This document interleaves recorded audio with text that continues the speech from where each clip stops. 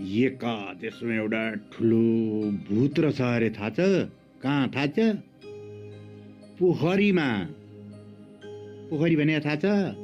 पानी जम्ने ठाउँ क्या, पानी ठुलो पानी भएको ठाउँलाई पोखरी भन्छन्। हो, त्यही पोखरीमा चाहिँ एउटा ठुलो भूत बस्दो रहेछ अरे त्यो पानीभित्र, थाहा छ? अनि त्यो दिउँसभरि चाहिँ त्यो पानीभित्र बस्दो रहेछ अरे। अनि त्यहाँ मान्छे नुहाउन जाँदाखेरि त्यो भूतले चाहिँ दिउँसो खाँदो रहेछ अरे मान्छेलाई, त त्यहीँ समातेर पानीभित्रै, हो होइन?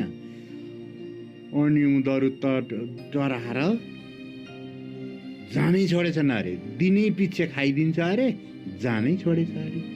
भूत कस्तो थाहा छ? अनि जानै छोडिसकेपछि त्यो मान्छेहरू त नुहाउनै छोडे नि त। नुहाउनै छोडिसकेपछि गाउँमा आएछ अरे त्यो भूत त राति। कस्तो थाहा छ?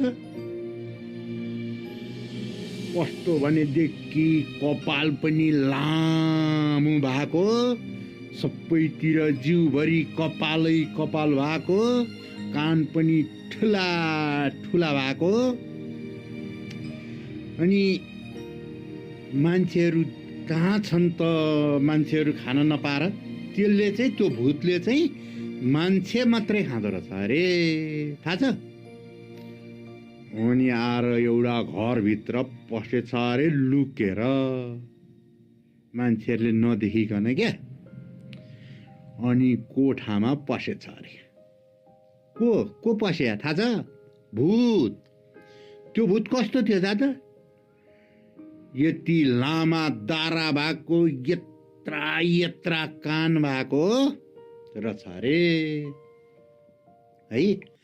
अनि त्यसको त्यो खुट्टा तल छ नि, खुट्टा, त्यो खुट्टा पनि पछाडिपट्टि फर्केको रहेछ अरे। कस्तो पछाडि भन त? पछाडि भनेको उसको मान्छेको अगाडिपट्टि यसो हुन्छ नि अम्ला, उसको अम्ला चाहिँ पछाडिपट्टि फर्केको त्यस्तो रहेछ अरे। अनि त त्यही कान ठुला ठुला भएको कान चाहिँ ओढ्दो रहेछ अरे, ओढ्दो रहेछ अरे है।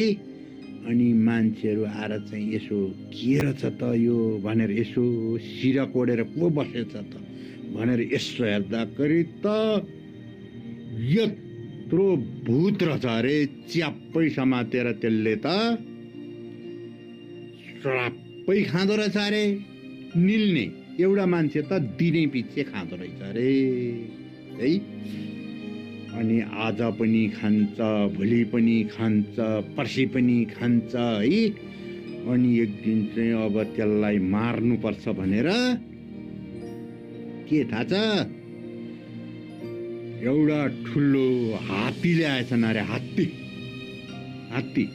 हात्ती ल्याएर ढोकामा बाँधेछन् अरे। ढोकामा ठुलो हात्ती क्या, हात्तीको त ठुला खुट्टा हुन्छ, अनि त्यसको त यति लामो सुँड हुन्छ। सुँड भने थाहा छ के भने? मुख क्या, मुखनेरि यति लामो सुँड हुन्छ।